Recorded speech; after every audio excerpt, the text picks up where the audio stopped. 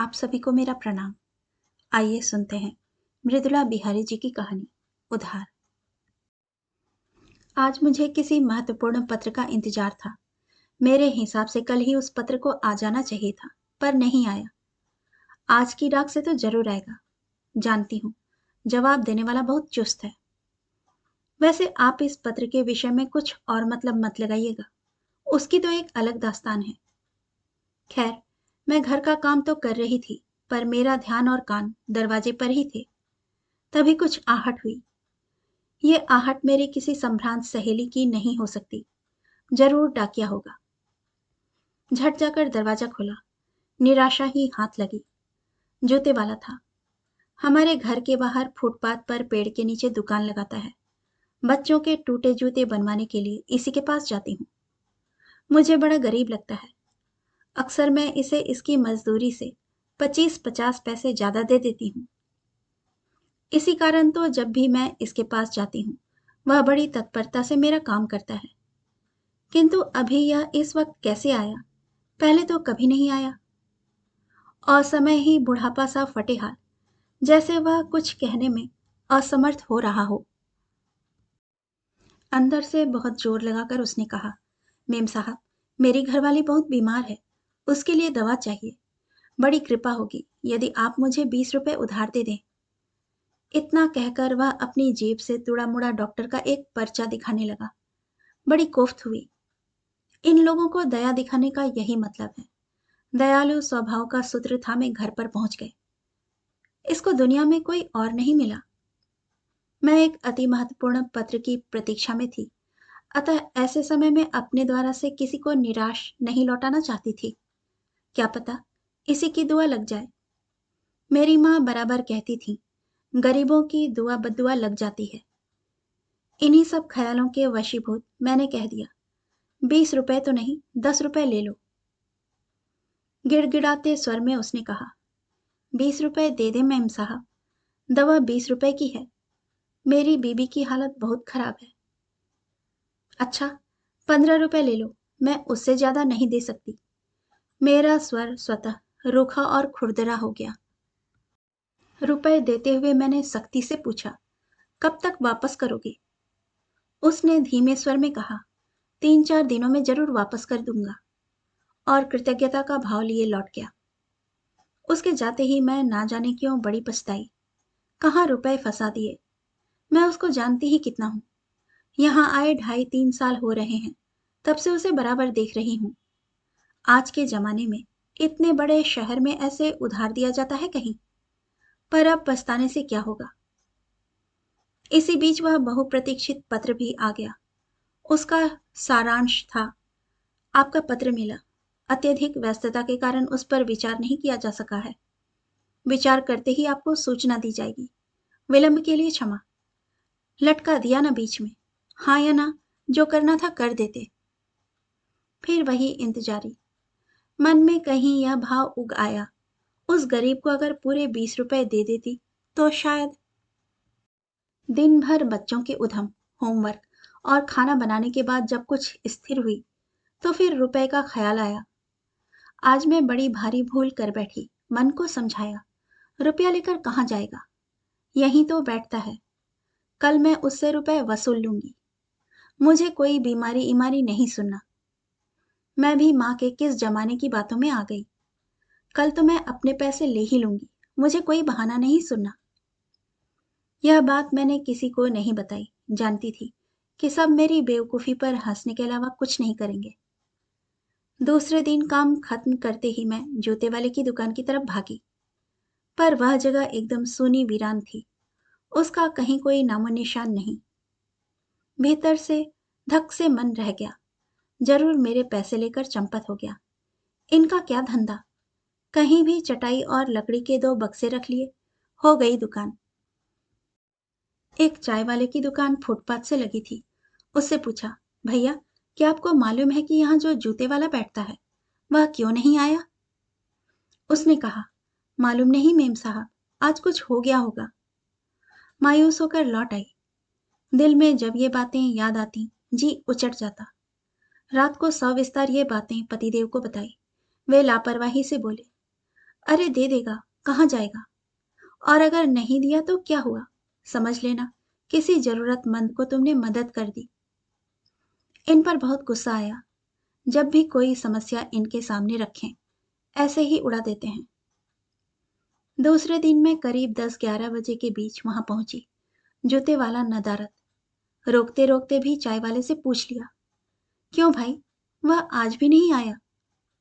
चाय वाले को उत्सुकता हुई। उसने पूछा, क्यों मेम साहब, क्या बात है? कल भी आप उसके बारे में पूछ रही थी। 3-4 दिन पहले वह मुझसे पैसे लेकर गया था और कहा था कि दूसरे दिन लौटा दूंगा, पर वह तो आ ही नहीं रहा है। मैंने कहा, पैसे वह जरूर वापस कर देगा, बहुत भला आदमी है, आप चिंता मत कीजिए। भीतर से मैं कुछ छेंप गई। क्या 15 रुपए की खातिर मैं चिंतित दिख रही हूँ? चाय वाला भला लगा।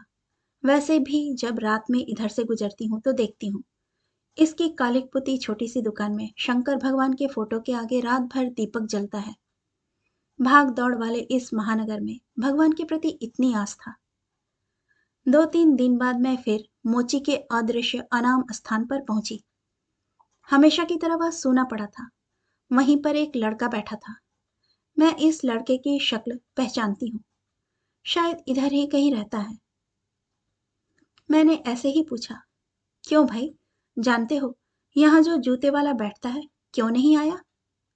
बड़ी तत्परता से उसने कहा, नहीं मालूम मेम साहब, मैं खुद सोच रहा हूँ कि वह क्यों नहीं आ रहा है। नहीं तो आंधी आए, तूफान आए, वह दुकान जरूर लगाता है। तुम उसे जानते हो? बहुत अच्छी तरह। यह सुनकर पता नहीं क्यों मन बहुत आश्वस्त हुआ। लगा कि कोई थके हारे को बहुत बड़ा सहारा मिल गया। उस वक्त तो मैं लौट आई, पर मेरे अंदर जैसे कुछ घुट रहा था।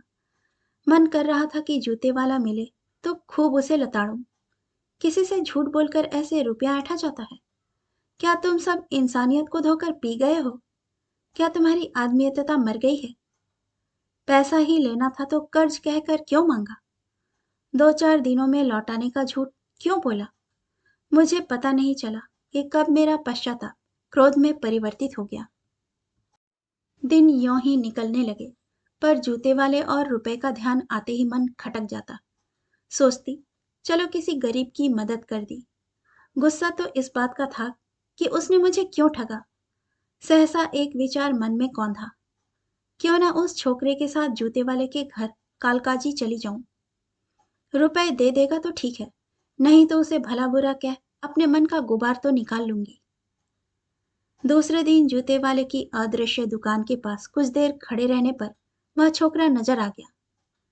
मुझे देखते ही कहने लगा, देखिए ना मेम साहब, वह आज भी नहीं आया। क्या बात है, आप रोज उसका इंतजार क्यों करती हैं? मैं झूठ बोल गई। देखो ना, उसने मुझसे अपनी पत्नी के इलाज के लिए कुछ पैसे उधार लिए थे। मुझे चिंता लगी है कि उसकी पत्नी ठीक हुई या नहीं। अच्छा, तुम मेरे लिए एक काम कर सकते हो। एक बार मुझे उसका हाल चाल पूछने का मन है। मेरे साथ उसके घर चलोगे? उसने कहा, जरूर चलूंगा। 5-10 नंबर बस जाती है। चलिए, चलते हैं। बाल सुलभ कैशोरे की तरलता उस छोकरे की आंखों में तैर आई। मैंने कहा, आज तो नहीं, कल 11 बजे मैं आ जाऊंगी, तुम यहीं मिलना। यह सब कहते हुए बिना इन्हें बताए मैं एक अनाम भय से पीड़ित थी, पर उस खूसट जूते मरम्मत करने वाले को अच्छी सीख देने की मैंने ठान ली थी। दूसरे दिन नियत समय पर पहुंची तो देखा कालकाजी तक का हमारा हमसफर पहले से मेरी प्रतीक्षा में खड़ा था। संभवतः वह मुझे महान समझने लगा था। मैं सोचने लगी, मैं जूते वाले को लताड़ने जा रही हूँ या उससे रुपए वापस लेने जा रही हूँ, या उसकी बीमार बीवी की खैर खबर लेने। बस में खास भीड़ नहीं थी। छोकरा कुछ न कुछ बराबर बोलता जा रहा था। जूते वाले से उसकी जान पहचान की भी एक कहानी है। मेम साहब, तब से मैं उसे काका कहता हूँ। जब मेरे पाँव में जंग-खाई कील लग गई थी, मैं तो डर ही गया था। मेरा एक दोस्त ऐसे ही धनुष टंकार से मर गया था। वो तो काका ने अपने औजार से मेरे पाँव की कील निकाली, पट्टी बांध दी और कहा, जूता पहना करो। उन दिनों मैं काम नहीं करता था, बाबू से जूते के पैसे मांगता तो मार खाता था। तब मुझे काका ने ही पुरानी चप्पल बनाकर दी, ऐसी मजबूत कि क्या कहने, वह भी मुफ्त। कालका जी आ गया था, झुग्गी झोपड़ियों के बीच आगे आगे वह लड़का और पीछे पीछे मैं चलती गई। वहां काम करती औरतें, खेलते बच्चे, बैठे पुरुष, सब ऐसे देखने लगे जैसे मैं कोई अजूबा हूं। एक छोटी सी झोपड़ी में घुसते ही नाक में बदबू का एक भभक्का आया। वह एक बिस्तर पर लेटा था। मेरे अंदर कुछ पिघलने लगा। डांटने या उससे पैसा लेने का मेरा हौसला पस्त पड़ने लगा। लड़के ने उसके पास जाकर कहा, देखो काका, मेम साहब आई हैं, तुम्हारा हालचाल पूछने। तब तक बाहर कुछ औरतें, बच्चों का हुजूम जुट चुका था। आंखें खोलते हुए उसने मुझे अविश्वास से देखा। तुम्हारी बीवी कैसी है? मैंने अटकते हुए पूछा। उसकी डबडबाई आंखों की कोर से आंसू ढुलक पड़े। आपके पैसे लेकर जो दवा लाया, वह उसे खा भी नहीं सकी। मेरे लौटने के पहले ही वह मुझे छोड़कर हमेशा के लिए चली गई। उसने आर्त स्वर में कहा। मैंने देखा, कैप्सूल की दो छोटी छोटी शीशियां मेरा उपहास कर रही हैं। वह धीमे स्वर में कह रहा था, आप तो साक्षात देवी हो, इस गरीब की कुटिया में आई। मैं काम पर जाते ही आपके रुपए वापस कर दूंगा। माफ करना मेम साहब, मैं अपना वादा पूरा नहीं कर सका। नहीं नहीं, रुपए की कोई बात नहीं। तुम नहीं आए तो मुझे फिक्र हुई, इसीलिए इसके साथ हालचाल पूछने चली आई। पर उस समय झूठ बोलते समय मेरे होंठ ही नहीं, आत्मा तक कांप गई। कहानी सुनने के लिए आपका धन्यवाद। श्रोतागण, आपसे विनम्र अनुरोध है कि कृपया कहानी पसंद आए तो इसे लाइक और सब्सक्राइब जरूर कीजिएगा। धन्यवाद।